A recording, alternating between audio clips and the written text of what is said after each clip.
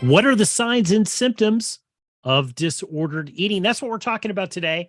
And I've got recovered life contributor Haven Joe Beck joining us today to discuss. How you doing, Haven?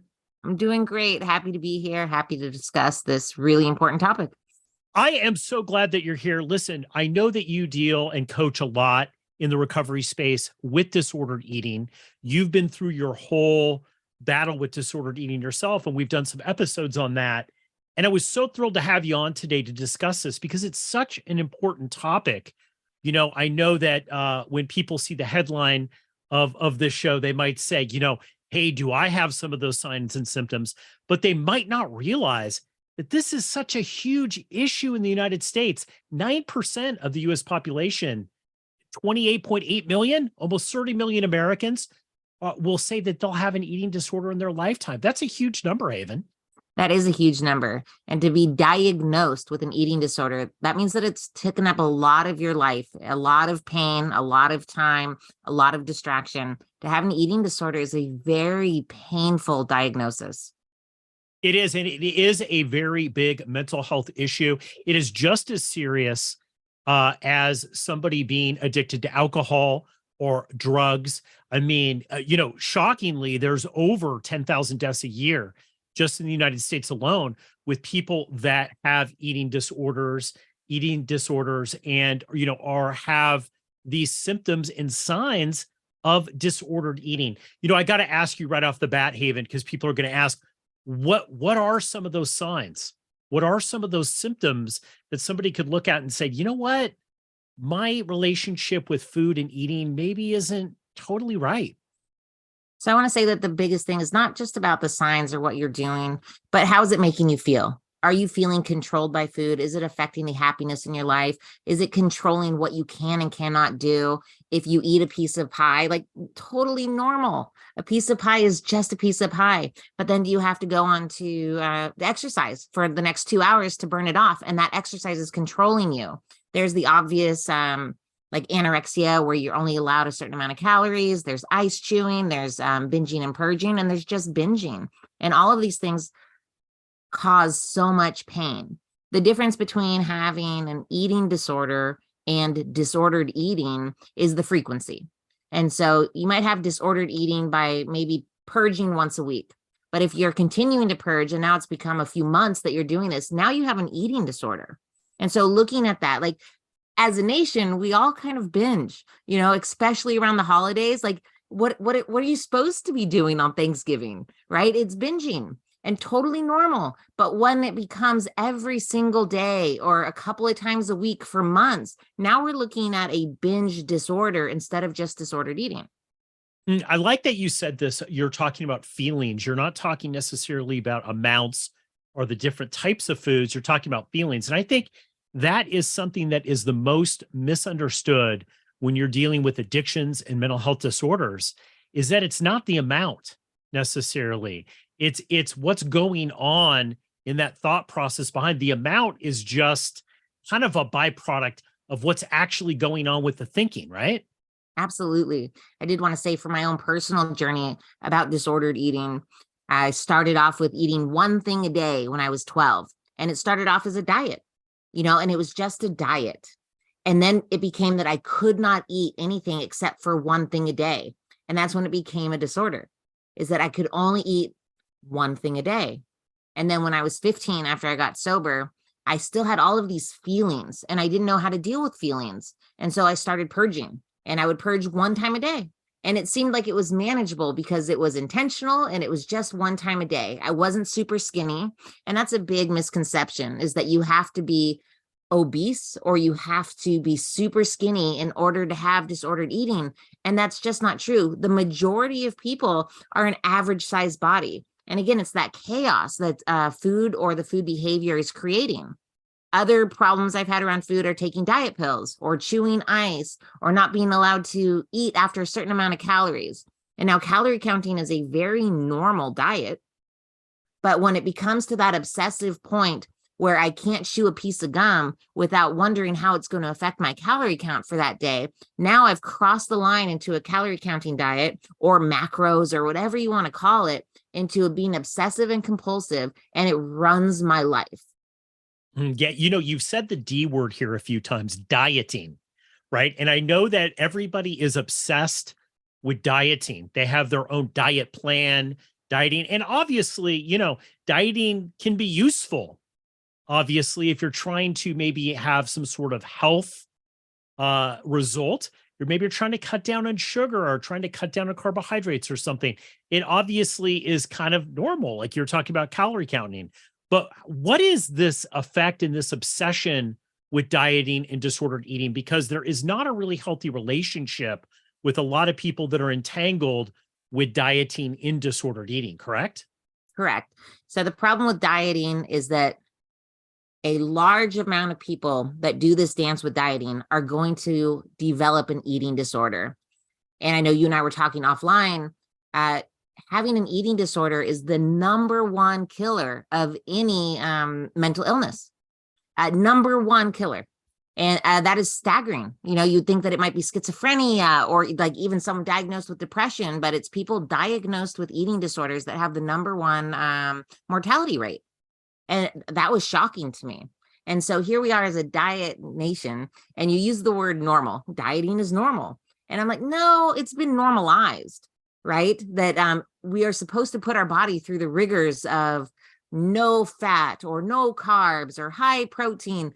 My husband right now is doing like no carbs. His friend is doing the all meat diet, which just sounds terrifying to me. I know other people that won't eat past a certain time, or they're only allowed to have whatever fits on a small plate, and all of these things. And wanting to be healthy is not the same thing as wanting to diet. And so if we look at our food and we just say, like for me personally, I really promote eating whole foods. And so eat as much fruit as you want, like go have some oatmeal or a nice piece of like healthy bread, not white bread, but maybe like Ezekiel or something like that, healthy food, and listen to your body. And that there is a combination. Like I don't believe in intuitive eating because there's a lot of things out there that are being promoted as food that are not food. Oreos, I don't care. They're not food. It is made in the lab, and it is meant to be seductive, and it is meant to want you to eat more. And of course you're going to binge on it. That is what it's designed to do. But if you are craving something sweet, like a date or something, like enjoy that. And there is a way to be a healthy eater without dieting, without going into disordered eating. Yeah, I think you tapped on something that's really interesting with the mental health disorder part of this. Shockingly, 26% of people with eating disorders attempt suicide. 30% of people dealing with eating disorders have experienced sexual abuse. These are huge numbers, right? These are huge numbers. People that are involved in this, and maybe you could speak to this because you had your own battle with disordered eating. This is torture. This is just like any other addiction, drugs and alcohol, where people are trapped in it and just feel they can't get out. I know that I've had my dance with drugs and I've had my dance with an eating disorder, and they are different things. And when it comes to the eating disorder, it is more acceptable to try to fight the food than it is to be a heroin addict. And so when I tell someone like, oh no, I'm not eating today, I'm trying to lose some weight, people go, oh, good job. When it comes to bulimia, it's this idea that feelings are so hard that I would rather do anything than feel a feeling. And so for me, I would eat until my stomach hurt because the physical pain was preferable over the emotional pain that I didn't know how to process. When I'm over a toilet trying to throw up, that activity as well as the pain is preferable over the feelings. And so I've come from sexual abuse also, and it is such a difficult, interwoven, like confusing thing to recover from. And the food is just there. And the food became my friend, and it became my therapist, and it was a socially acceptable way to walk through life until it consumed my life. And all I'm doing is I'm eating and I'm purging, or I'm eating and I'm binging. And then society judges me for being overweight, and it feels like I'm drowning. And then I start restricting and going into a different type of disordered eating, and I'm applauded for it. But what people don't know is that there is so much pain inside whenever I am acting out in any kind of disordered eating, whether it is the binging, the purging, or the restricting. And the only real way out of it is the same thing, is like to figure out how to untangle the mess of emotions that were just too big for me at the time that they happened, so that I can finally have a healthy relationship with myself and with food. I remember when I first got sober from alcohol, when early college, I remember taking a class, and they were talking about the impact of advertisers and about how, alcohol companies were all over sports events and everything. And I never really paid much attention to that until after I got sober. And I remember, I think it was a football or basketball game that I watched, and I was like, oh my gosh, every other commercial is alcohol, alcohol, alcohol, right? And that was in the 90s. So it's so much tamer compared to what it was like then, right? But when you look at people pushing disordered eating on TV, on social media, the food, I call it food porn. It's like Pinterest. It's like nonstop overeating. Absolutely. The chips, the nut, everything, all these things that are unhealthy for you woven into the lifestyle. If you're trapped in this, if somebody's listening to this, Haven, and they've identified, man, what Haven's talking about, I have, right? I am a disordered eater. How do you get out of this? Because it seems like it's so interwoven into our society. I think the first thing is to just know that where you're at is perfect, and that we will be able to move forward, and that you can get better. There's little things like having an accountability buddy, going to a party, just like an alcoholic, and say like, don't let me drink. And so you go to a party and say like, okay, if I'm going to eat, like just stick around with me for 30 minutes so that I don't go purge. Or only let me have like one plate of food, because if I have more, I'm going to get stuck in my head about it, and asking for help, because I don't think that as human beings, we're meant to go through any of this journey alone. But when the eating disorder is activated, it feels very lonely. There doesn't have to be like, you don't have to say goodbye to your favorite foods in order to recover. All you have to do, is start having a healthy relationship with yourself, and it'll start reflecting in the food choices that you make. There's just so many different ways to get better, but to know that you're not alone, and that most people at some time in their life are going to have had this battle, that it's rare that somebody has not had their own dance with disordered eating, and that most people that seek relief can find it. So there is help out there, is what Haven is saying. There is help out there. Haven, I think that, this has been such a great segment, because it really opened my eyes to how much of a mental health crisis this is. I want you to kind of, I'd love to end this episode here, is that you talked about there is a way out. But I think for people that are sitting there saying, you know what, I can live with this, I'm going to put this off, that's really not smart, right? This is a very dangerous thing. You have to take this seriously. Absolutely. It's going to affect your emotions. It's going to affect your relationships. It's going to affect your finances. It's going to affect your health.